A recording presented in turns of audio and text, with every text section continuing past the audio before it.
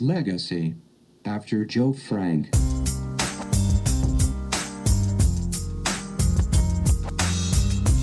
In the beginning, it was popular to do a lot of video conference meetings. At first with coworkers and then friends and family. And always, at some point, someone would excuse themselves to get a drink or something and leave me with a view into their motionless, empty room. And I'd realize how difficult it is to talk about the quarantine without going into the disarray your home becomes when you never leave it, and you've stopped expecting anyone might see it. Beyond the frame of my webcam, for example, there's a dozen nearly empty coffee mugs they can't see, a dune of dirty clothes at the foot of my bed, the husks of houseplants suffering root rot, mold, and infestations of fungus flies. I'm not proud of the floor that became so gritty and sticky I covered the high-traffic areas with newspaper, or the wastebasket that has a steady population of flies and orbitals over the paper plates I eat off now to avoid the pile of dishes so high I can't access the kitchen faucet. And the toilet brush may have faded into another dimension. When they return to ask, with something approaching concern, how am I doing? I can only ever think to say that I'm fine. Oh, at first, I tell them, like everyone else, I tied myself into a knot of anxious news consumption. Because my newsfeed is an unaccredited bachelor's degree in epidemiology, and Twitter is a snuff film library of police violence. Facebook is a racist uncle's wet meme factory. Instagram has a lot of people making sourdough bread, but I jack into all of it like Neo from the Matrix to the ceaseless revving of leaf blowers outside, which are somehow considered essential services. And it's thoughtful of them to ask, yes, my freelance work has dried up, and no, unemployment doesn't even cover rent for this leaking lifeboat adrift between anti-maskers and a Congress stalling for months now on a stimulus package as my net worth sinks to a nose above water. But for some reason, I feel compelled to tell them, it's not so bad. There's the free time, and I've started drawing again. And I tell them humbly about this very impressive book I'm compiling, a portrait series of the authors of the most important books I've finally had the time to read. Of course, it includes some icons like J.B. Salamander and Tolstoyevsky, but curated alongside some unknowns and underappreciateds. I doubt, for instance, they've heard of Damon C. Bishop, but his Meatball Mystery series is a utilitarian masterclass on the post-internet human condition. Sure, he writes about a talking dog and no one's ever heard of him, but all the better to place him in the pantheon of intellectuals, because my book is about knowledge, and knowledge isn't celebrated via hierarchy. So I dropped the name of another writer who I happened to sit next to at a literature festival in southern India a couple of years ago. They probably haven't heard of her either, but might really enjoy her latest novel about the invention of an everlasting light bulb. Often their screens flicker with the time-consuming intricacies of parenthood.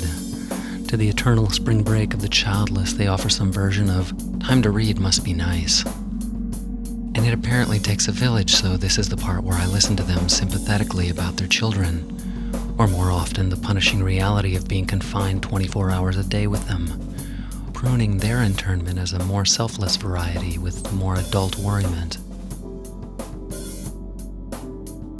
So I assuage all their guilt about their children's excessive screen time, and I say, but I do think it's a real missed opportunity when you dress them in messages that don't actually teach anything. Simply announcing to a cynical world that they're awesome, or handsome, or daddy's something something, when it's the exact age we need to start shaping social virtues. Gratitude, humility, compassion, tolerance, self-discipline. What if instead it said share? Leave some. Liquidate billionaires. Bullying belies cowardice. Gentleness transcends aggression. Acts of service for the welfare of others transcend solipsism. Creativity could transcend the pedestrian monoculture you're wrapping around yourself like a feather boa from Old Navy or wherever. And do you know, a refugee woman once explained to me the importance of learning English because, quote, to speak is to write words on the body? Meanwhile, your kids have insipid words on their bodies, so you may as well give them all the screen time they want. What are they learning anyway?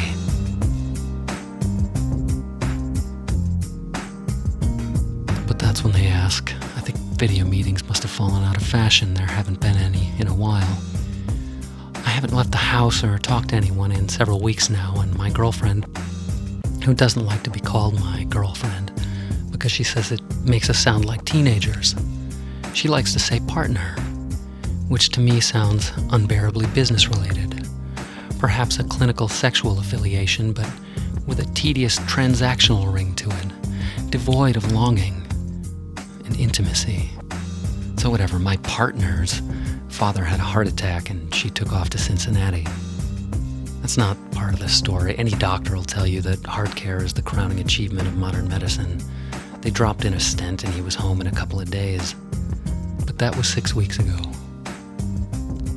There was a phone call about a week after the hospital episode, and she explained that Ohio was a very important state in the upcoming election. And as the law happens, you only need to be there for 30 days to register, so she was going to stay on for a while, as if to say, it's not you, it's the country. We both know how bad 4 more years with this monster would be. It's hard to argue with patriotism. And honestly, there were signs. A formative fight that came to be known as Yogurtgate was an early clash of wills and worldviews, and I was forced to fend off several accusations of selfishness. I'd made myself a bowl of yogurt with some granola sprinkles on the top, and I sat down to eat it, and this was apparently wrong. I had neglected to offer her any. If you want a bowl of yogurt, I said, there's some in the fridge. And apparently that was not the point. The point was that I didn't ask her, and so I said, I thought I was your partner, not a butler. I don't know why you feel entitled for me to wait on you, and I probably said hand and foot, and then she says, and I don't know why you won't ever apologize or think of me. You're selfish, and you're an angry person, and you upset people. I don't upset people. Even your family says so. Your brother told me you're not allowed to go to family funerals anymore. That is not what he said. You're telling the story wrong. You weren't even there. Monica was the one who put that fire out. That was 4 girlfriends ago. And so what? My grandfather was a cruel man.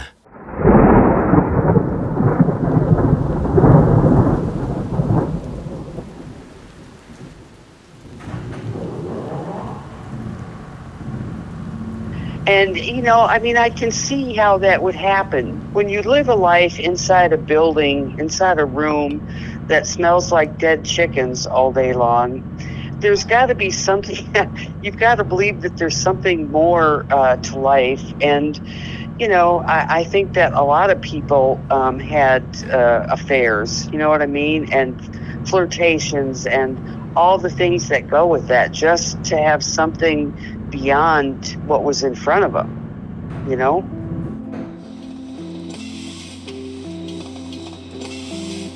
But anyway, she started having an affair with him, and then that's when she was actually pregnant with me.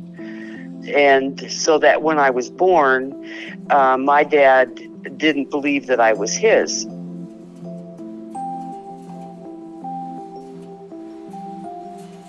She said she had a minute when she wasn't paying attention, and you can't have a minute when you're not paying attention. But, the other thing is, you're standing on a cement floor for 10 hours a day, sometimes for 6 days a week.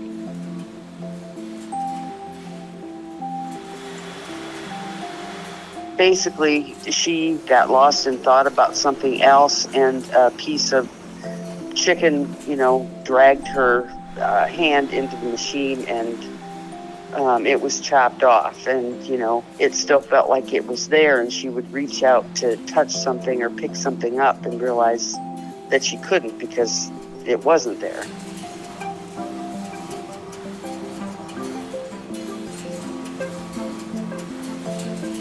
So everything is very gray and very white. Gray floors, gray walls, silver metal trays where everybody worked. And everybody has to wear their white uniforms with white hairnet, white shoes, and these pipes that come down from the ceiling that are supposed to blow fresh air around. But it's a cement room, no windows.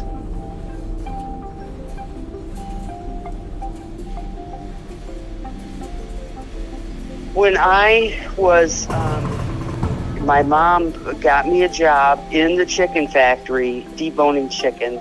I lasted for an hour and a half. And then I got so sick, I started puking. I mean, it smelled, I don't know if you've smelled wet chicken wings. They had been plucked, but you could still smell the feathers and the blood and the, death.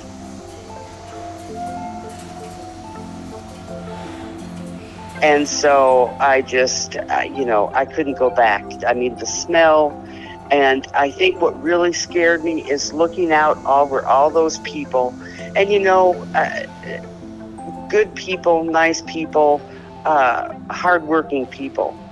But it just tore my soul apart to think that this was going to be my life, that it could be my life.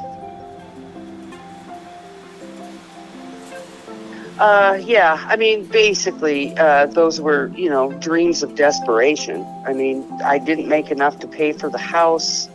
I didn't make enough to pay our bills, or even food was a stretch. We were on food stamps, and I can't remember exactly what we got, but it wasn't very much because your dad wouldn't pay child support.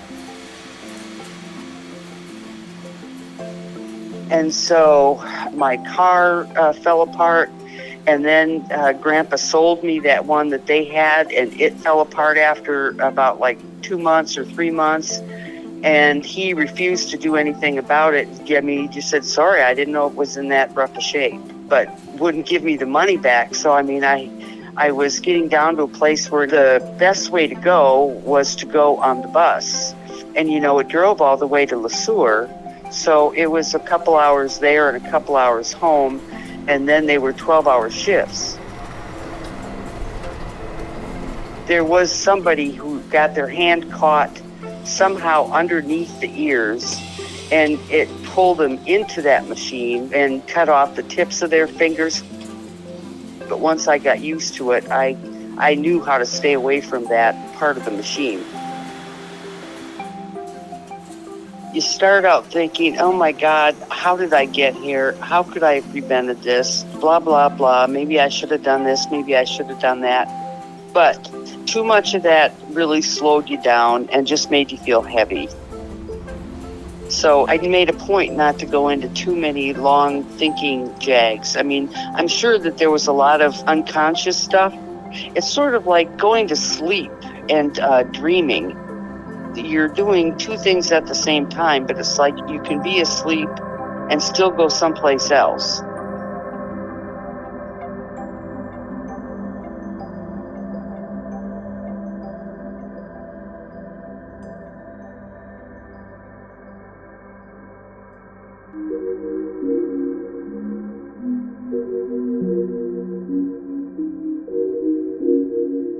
He wasn't a fixture so much as a frequency, showing up like a bill, always unannounced, and always with a box of the cheapest donuts.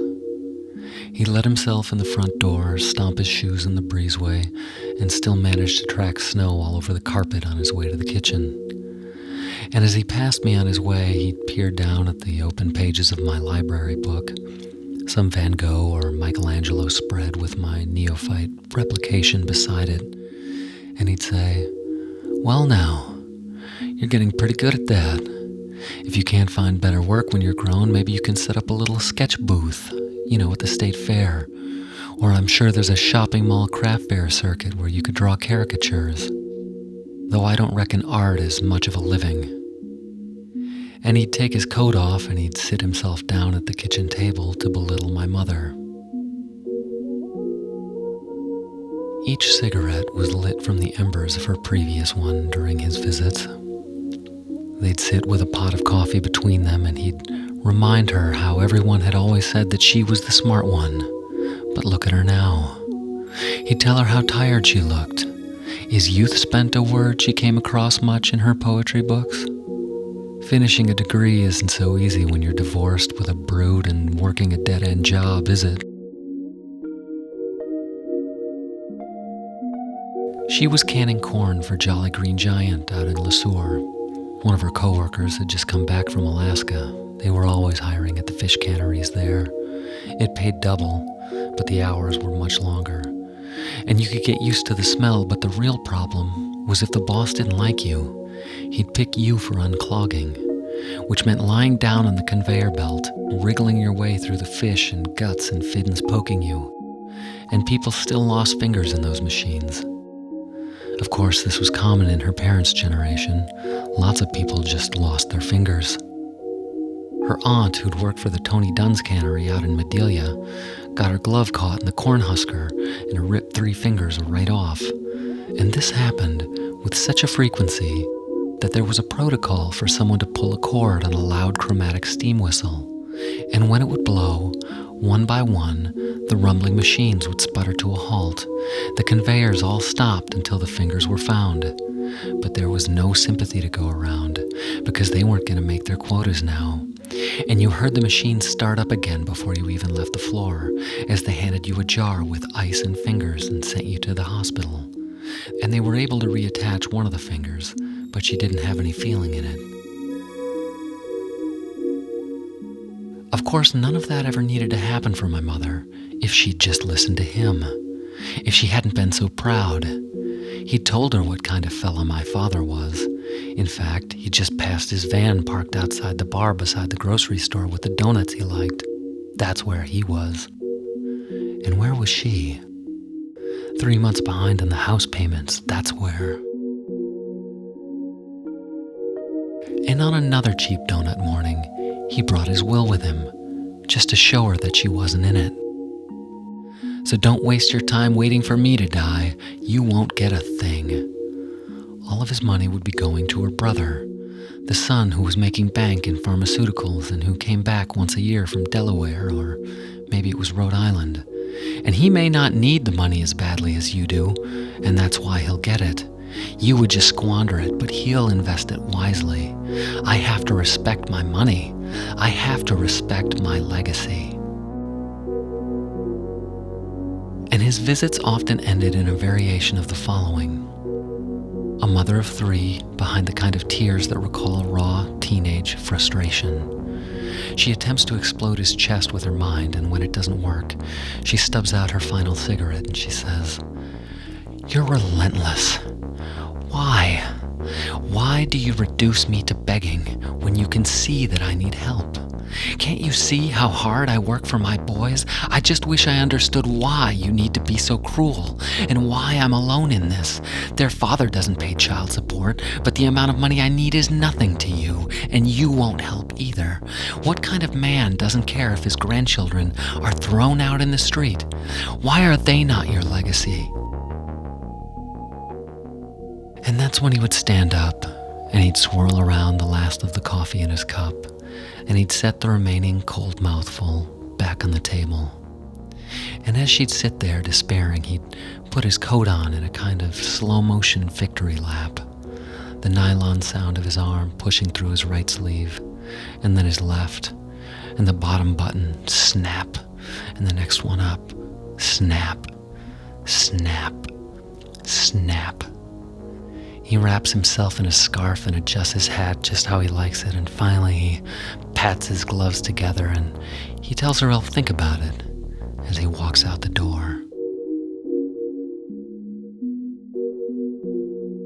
And after he's gone, I stand by her chair and I put my arm around her, her head leaning into my chest, and we'd look out the window at the falling snow.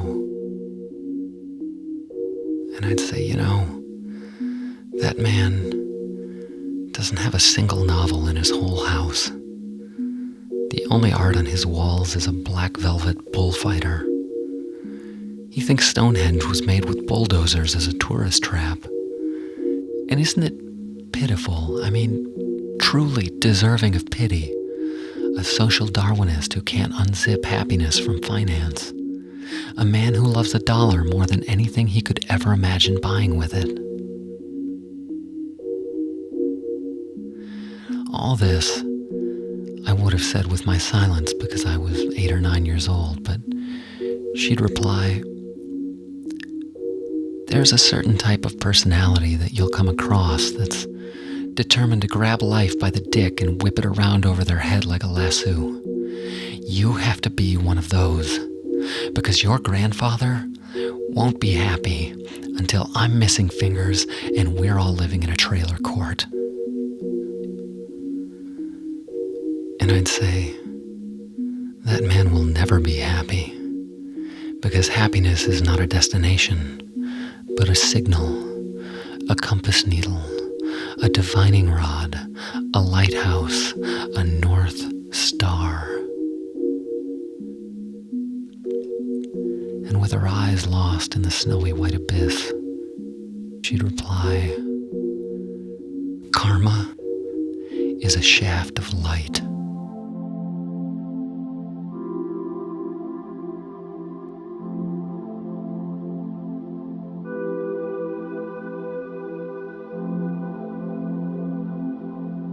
I think that he always identified more with his working class beginnings. The whole idea of, somebody could grow up poor and make good. And then after a certain point, he wasn't willing to go there. On the one hand, we were supposed to be grateful and sort of loyal to him. On the other hand, he wasn't going to give us anything to work with and make everything so difficult. So basically, their whole thing with adopting kids, make sure they've got enough food on the table, guide them into being decent citizens so they wouldn't go out and turn into the mothers and fathers they came from, then, sort of put you out in the world. I mean, basically, he was a college professor in investments. And so he talked about money, he taught about money. His life, in that sense, revolved around it. The other thing I always thought, and it's just, he was not the most intelligent of men. Maybe I'm being kind, but I think that he thought that being wealthy was going to mean a lot of things, and that one of them was going to mean that he looked like he was smarter than he actually was.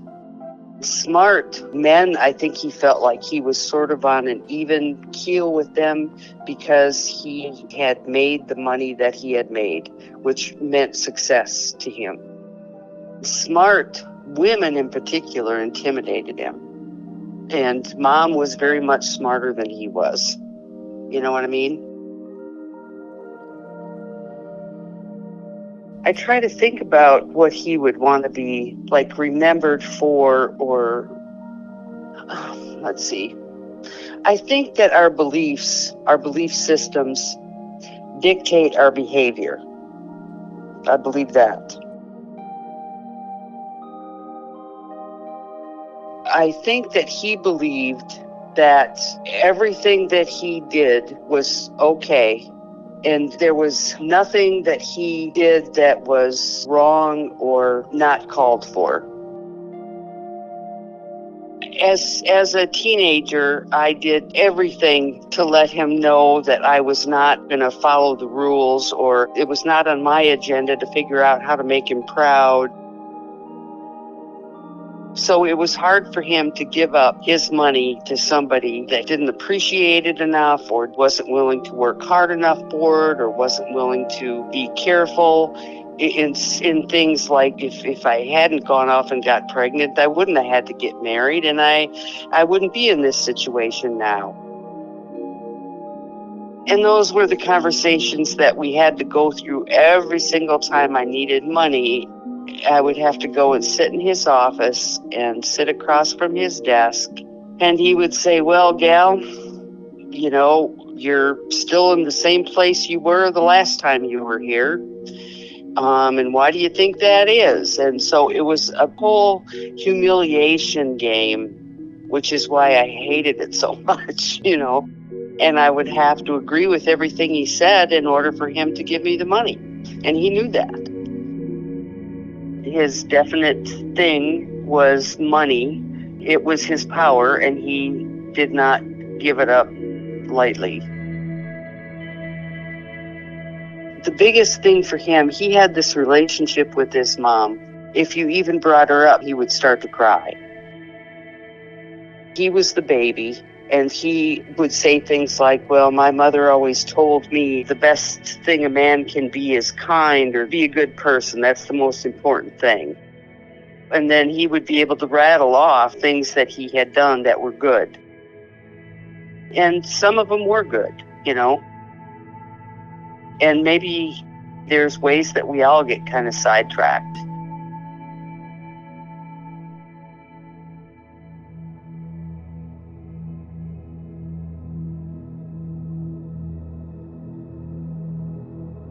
It sounds to me like forgiveness is an out-of-body experience, rising above someone's impact to comprehend them through multiple perspectives. It's like a superpower, that kind of letting go. I don't have it. So I'll dedicate it to my mother, this book, when I finish it. A gesture of applause for her fortitude. A moment to take a bow for not having been transformed by him into something ugly. A long overdue and incommensurate gratitude for her years of sacrifice that her children's talents might find purchase. And sure, it's decades behind schedule, but the quarantine could maybe be a gift in that way. The long stretches of solitude for the chrysalis of my efforts. Why, just this morning I started work on one of the final pieces of the puzzle. A writer from Los Angeles. His heyday in the 80s and 90s produced a volume of obscure radio plays, the most famous of which was about an unctuous tailor and the assistant he abused. It was called Cut Him Some Slacks. And it's not bad, but if you know where to look, you can turn up the deep cuts of an artist at the top of his game. I throw one on about a priest, an atheist, and a demon who go on a road trip. This one's called Beelzebuds. Throughout the trio's process of discovering what it means to be human, I produce sketch after sketch of the author, but his portrait isn't coming together. Frankly, I blame the source material. Google image searches don't yield the kind of quality I need for my work, so I move on to Microsoft Bing, Getty, Flickr, DuckDuckGo, Swiss Cows, all useless, but for the one image that has exactly half of what I need. It's a black and white photograph of the man in his 60s. It was taken with proper studio lighting and has the clarity of a high-res camera, but the image is cropped artistically right at the nose, leaving only the lengthening forehead of an aging man, his remaining hair, bushy eyebrows, the tops of his ears, and a pair of strong eyes throttling the lens from a black abyss. I tracked the photographer's name in the byline, and it's a long shot, but there's a contact me on their portfolio site. I make some decorous pleasantries about the work, and I say I'm reaching out as an artist working on a series of author portraits, and quality photographs like yours can be incredibly difficult to find, and I was wondering if you had an uncropped version maybe I could see, or any others that might have been taken at the time could be a huge help to me. And when I click send, I'm catapulted toward the kitchen sink to show the world that I'm worth responding to start the work of washing an apartment's worth of dishes, to open a window to let some fresh air in. And it tastes so sweet that I can only imagine what stench I'd grown accustomed to. The hydrangeas in the flower bed outside my window begin to wilt from what's pouring out. Flies whiz past me, and I have to dodge a dozen or so mice who scurry up the radiator onto the sill, where 2 by 2 they stand upright and clasp each other's front paws, and it looks like a little mouse wedding, but for the wee eyes clamped tight against the ammonia stench of my isolation, until one pair after another hurl their tiny bodies out the 3-story window. This has all the makings of a viral video, but when I pull out my phone to live stream it, I find a response from the photographer. It begins, "Thank you for writing. The image you're referring to is of my late husband. It's a medium format film negative and it's not cropped. That was my original intentional composition. Thank you for your kind words. However, after working closely with him for decades, I am confident that he would not want his portrait produced in your style. I'm sorry, but this would simply not have worked for him at all. I'm sure you can understand that protecting what he would have wanted is paramount, and protecting his legacy in the end is the number one priority." The phone number on her website may have been to her studio or her gallery, but when it goes to voicemail, I say, I don't think you understand what I'm doing here. There will be a lot of important authors in this book I'm developing. He'll be juxtaposed with luminaries like Baldwin and Borges, and also, I haven't finished them yet, but I have plans to include some of the new wave contemporaries, geniuses that he respected, that some might even say influenced his work, so I'm actually quite magnanimously elevating your husband, who, let's be honest, did have his share of critics. Whereas my work and my platform are being used to lacerate the sails of his detractors, and your help would ensure that his legacy is much more than a stream of consciousness radio rants or whatever they might be saying about him. And of course, I'm willing to work with you on the style if you think he'd prefer something more realistic. I have, after all, received a Bachelor of Fine Art at a very prestigious 4-year art school, and at that moment, at the 1-minute mark, there's a beep and I'm disconnected. And obviously there's much more to discuss, so I call again. And then again. And by the 5th or 6th call, I'm simply listing all the artists who are worse than me. Come on, Caravaggio killed a guy and cut off his Johnson. Gauguin, obvious pedophile sex tourist. You can't tell me Degas hasn't been Me Too'd by now. Are you sure you're even looking at the right drawings? Naturally, I pull up my website to verify where she may have made a wrong turn, and the floor of my gallery shifts beneath me. There's been a coup. A menagerie of cheap and unremarkable faces stare back as the statues of kings are pulled down and melted for bullets. The puissant psychedelia my blind contours previously yielded no longer resonate as the heir apparent of Egon Schiele. Not even George Grosz, the smeared reality that produced these deformed freaks, weren't even successful as caricatures. They didn't capture the essence of the subject through a perversion of their appearance. They simply looked like the uncrumpled works of an unskilled cartoonist, and when I can hardly see anything from the wet frustration in my eyes, I hear the voice of my mother. She's saying, "Do you think Raphael wept all over his sketchbook? Drank himself silly because he sucked compared to Da Vinci? No. He was a gardener to his inferiority and his butt soreness about it, and he pulled himself up by his codpiece, and damn it, he got to work." And then I hear another beep. So I call back and I say, "Look, I'm sorry. I can admit I may have been a little high-strung earlier, But I think if I could only talk to you, I think there's another way to look at all this. At the end of the day, we're all artists here. I mean, to the extent that photography is considered art in some circles. The point is, your average human is a dolt with a handful of firecrackers. You and I, we're creators. We're the ones who see the horizon in the void, who step forward to the crunch of the present, crystallizing the dernier cri as coffee turns our spleens to Swiss cheese, our cigarettes ash on kale salads and babies. We're the bitter rind of summer's end. We're a good kiss before bad news, a sacred harvest in a moment of total presence with the elusive deeper self. And isn't that enough? To look out for each other? I already said I could change the style a little, but I don't see why you feel entitled to force my hand here. I really just don't even understand why you won't help, or why you feel the need to be so cruel about it, or why you want me to live in a trailer court. And for the first time, I hang up before the beep, and I go to her email and I hammer on the keys.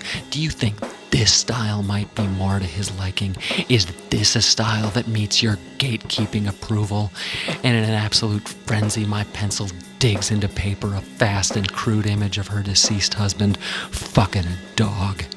But just as I take a photo of the drawing to attach to the email, I have some misgivings that it doesn't look quite enough like him to really sting, and it might actually in fact prove her point. So I erase and redraw it, but I have to erase and redraw it until it's so overworked that I can't possibly send it, and I can't bear to look at it, and I crumple it up and I throw it on the floor, and then I get out of my chair and I just go over to it and I step on it, and then I light it on fire and my slippers get a little scorched when I stomp it out.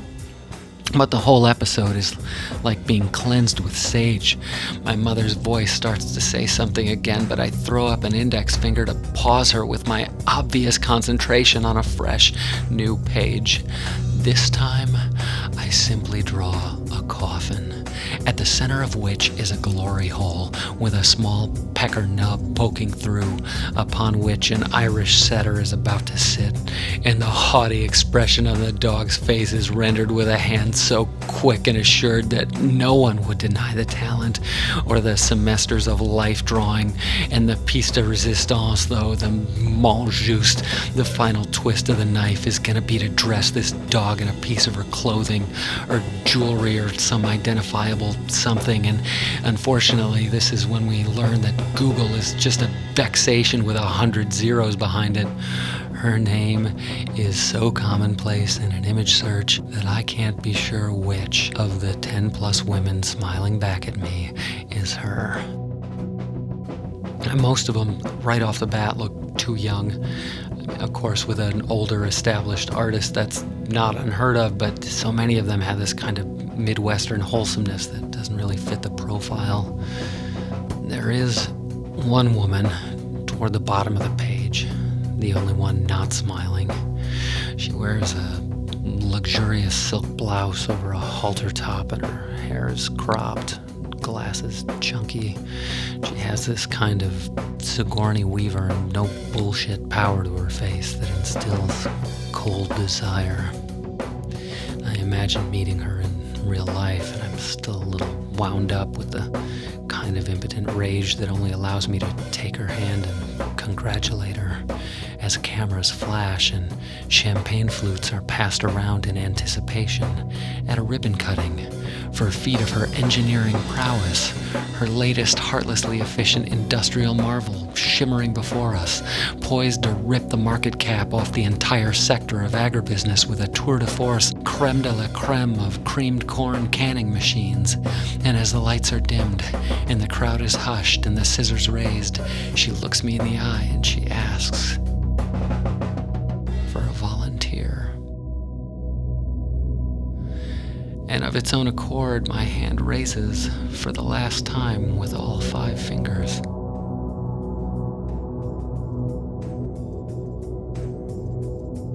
And somewhere between her PR manager handing me a champagne flute with ice and fingers and our inevitable short-lived and kink-ridden affair, I snake through the image search rabbit hole for more and more photos of this industrial amputation fetishist, until I discover that her name and the photographer's name don't match at all.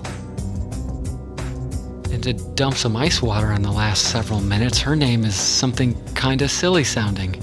In a way that makes you wonder if people with silly sounding names ever grow up not to have BDSM kinks, or to have faces that do anything but stare the world down, and wonder too why the world amplifies women like her in search results that clearly don't belong. It forces me to set her aside and go back to facing off against the wall of smiling photographer would-bes. And by now, the clarity of my indignation is really it's starting to lose its edge, and I just take a bold black Sharpie and I write "you" with an arrow pointing to the dog, and I click send just so hard the mouse shatters. I storm over to the window and I ram it down with such a force that it shatters too, and the apartment whirls around me, shattering everything it puts in my hands. Framed paintings, flower pots, the TV. I pull a jar of pickles from the fridge and I smash that too, and then I move on to the dishes that I'm surprised to find in the drying rack for the first time in weeks. And when each and every one of them is smashed into pieces that I can't possibly smash any smaller, when there's absolutely nothing left to break, I sit down on the kitchen tile among the shards beneath the skylight.